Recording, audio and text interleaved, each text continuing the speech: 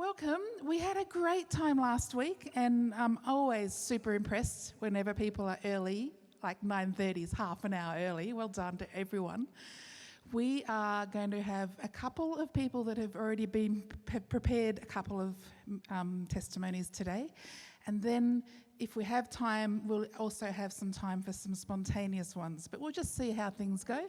So we're really glad now that we can start today with testimonies with, first of all, with Vera and then with Miles, and then we'll see what God does after that. So let's welcome up Vera Hardiman. Focusing on the goodness of God, and she's got some stories to tell. Anything you need? Yes, I organised the prayer team. So if you put prayer requests in, if you ask Di or anybody who's sort of in leadership for prayer, that'll come through to me. Or there's an email address, prayer@yvvcf.org.au. And then the prayer requests will be made available for the prayer team, and then we'll pray, and then we'll ask you for updates. Anyway, that was the official part. Now, to tell you, I'm just so excited to be up here because there've just been so many amazing answers to prayer. And when Di asked me to give a little testimony, I got a scripture which was Matthew 4:23, which basically talks about how Jesus went all the way through Galilee and he was healing people of diseases wherever he went, all sorts of diseases and illnesses. And that's what it's like in our prayer team now. You ring through or email us a prayer request, and I have this great expectation it's going to be answered. And it's like so rarely that it's not answered. So it's just becoming more like a snowball effect. And I must say my expectation level is up here. Like we had a call from someone whose car had broken down in the middle of the night, and I put it on the prayer team, and the car started again. Like this sort of, and I said to them, look, we're just going to pray for a miracle, quite confident that God was going to do something. So this is a big difference to what my faith level was a couple of years ago. So we've had judges who've made orders that were unexpected for court cases. We've had babies healed who are not thriving. We've had babies in incubators who have been healed of all their issues and sent home. We've had people find Jesus on their deathbed. We've organised through the Lord or help for people who had relatives overseas who've been in need. I just wish that I could give you all the little ins and outs and all the little exciting details, but because of privacy issues, I have to keep it pretty broad brushstroke.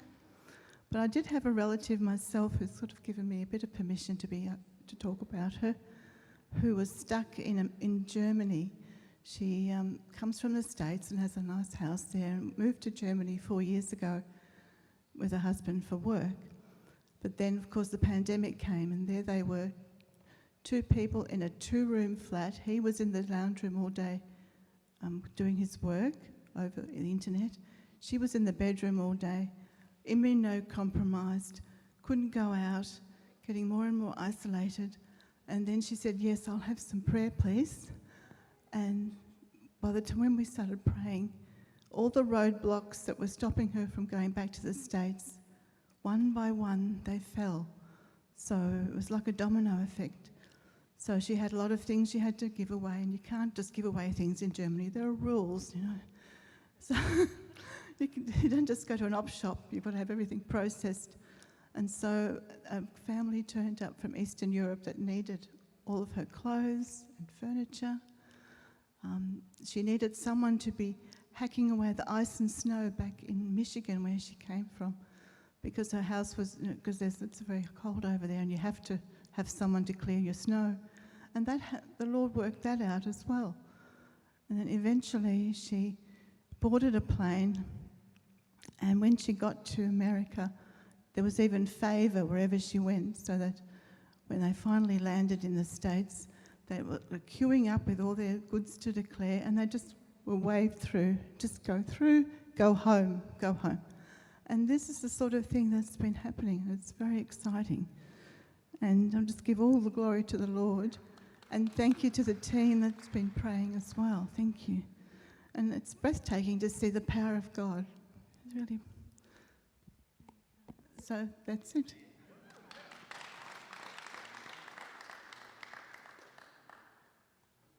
Welcome, Miles.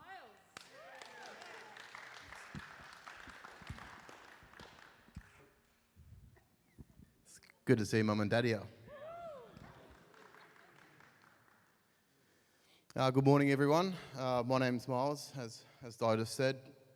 I was asked to do a quick testimony this morning about mostly what's been going on over the last 12 months.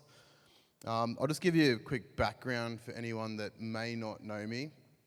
I was here at the Vineyard when it first started up, from about the age 10 till I was 21, and then I left and joined the army after that for a little while.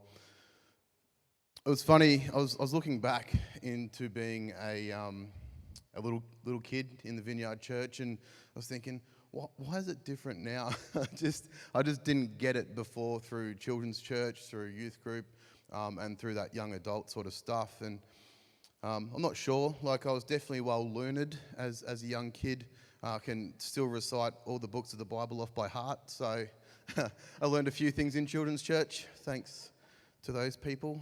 And then obviously after I left here and was gone for about 9 years, I joined the army and become quite hardened on the inside.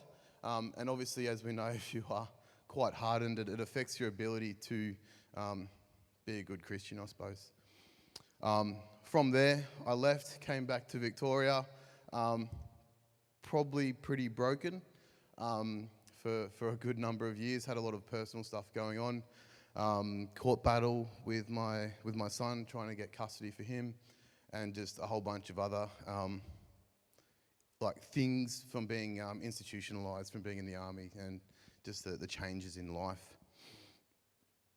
Last year on Australia Day, 2021, was a pretty massive day for me. So if you're looking at didn't get it back when I was a kid, youth group, early adult, I got it on Australia Day last year.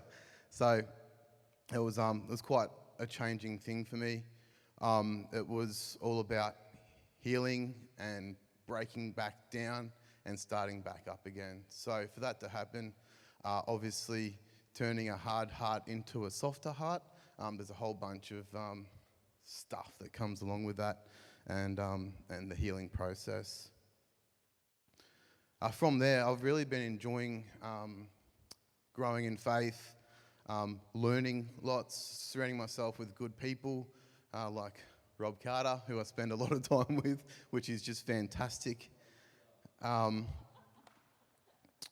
slowly learning to rely on God more and not myself, which is probably a pretty important thing. I do a number of different Bible studies each week with different groups of people, which I enjoy doing. It's probably 3 each week. We're just getting back into them now after the Christmas break. And then really keen to start looking into some more men's ministries going forward, and seeing what that looks like. A big thing for me now is really seeking God out and listening to what he's got to say, and where that takes me into the future. So that's what it looks like for me going forward. The last 12 months has been a really interesting ride that was not expected. I wasn't really looking for it, but it came along. As we know how God works, just things when you don't expect it, he makes it happen. So, yeah, and I suppose the last thing I'll just mention is doing my best to be obedient when he asks me to do something and it's going against my inner instinct. Okay, all right, Lord, I'll be obedient to you and I'll get it done. So that's what it comes down to. What was that? Oh, yeah. This year I went back to playing cricket again after 14 years off. I thought I'd retired at the age of 21 from cricket, and I'm back at it again. The body's taking a while to respond. Still can't throw overarm at the moment, working on that. I used to be a really good throw. What that means is it's created a whole bunch of new opportunities for me to hang out with non-Christians and to have really good chats with them.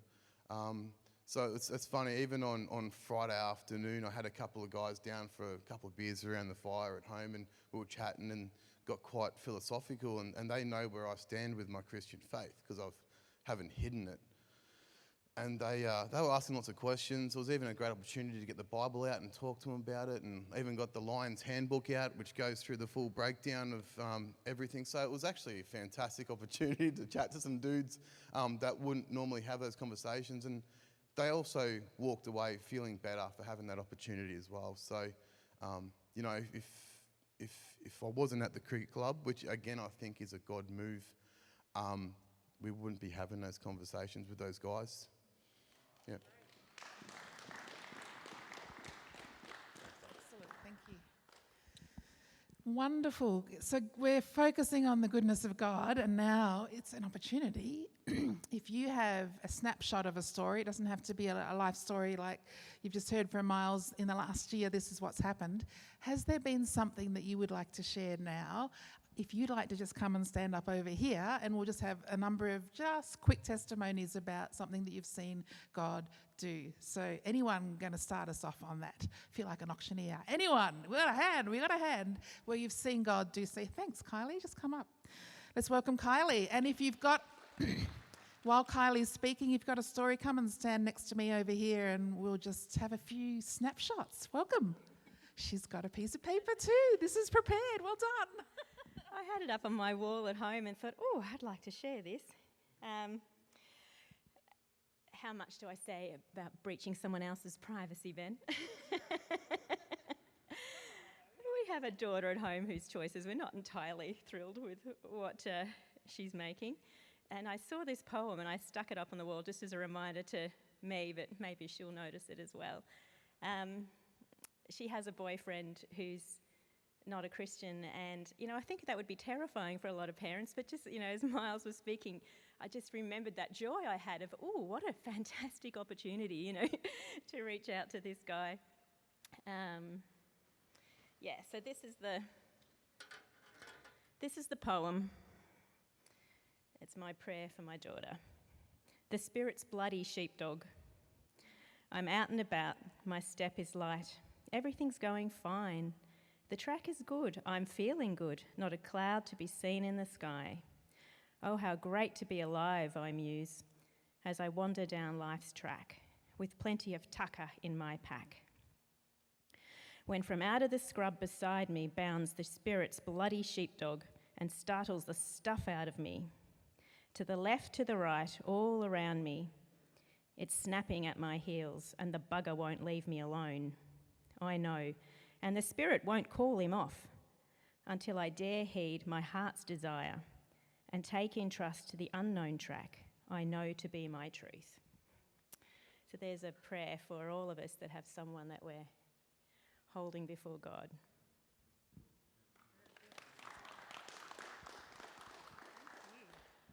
Thank you. Who's next? Come on, who's seen the goodness of God, and what did that look like for you in your daily life? Here comes David. Let's welcome David.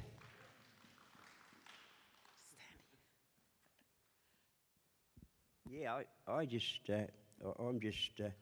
so with the Lord, whenever you need direction, God. Last week was saying those who we should listen to and to be directed. And the Lord's just been encouraging me that when I'm out and about and I'm seeking His divine direction, He's put different faces in front of me.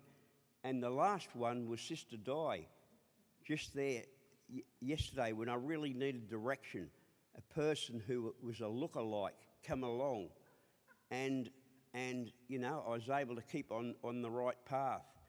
And God just does that. He does it through nature, the birds and the animals. You know, he directs us through his creation. And I'm just thrilled. You know, that God, he so wants us to stay on track. But he will keep us on track through a whole host of different circumstances and things. But it thrills my heart that God puts a word into my heart, and he's put about 3 or 4 words into my heart just there recently. And, you know, God keeps us excited and enthused about living this life that we live, where we've got today. And just look for those things that God will speak to you and drop into your heart to keep you on God's track. Yeah. Let's welcome Adam for our last one today. Yoo-hoo!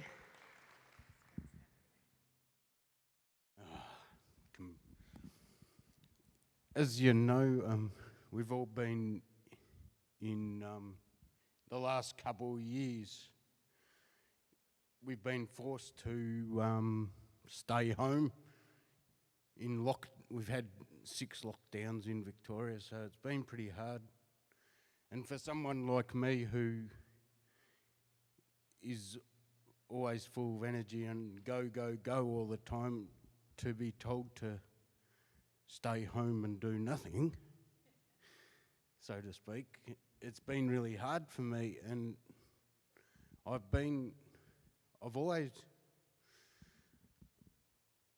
with my relationship with God, it's been really hard to spend time with him. But I think over the last couple of years, we've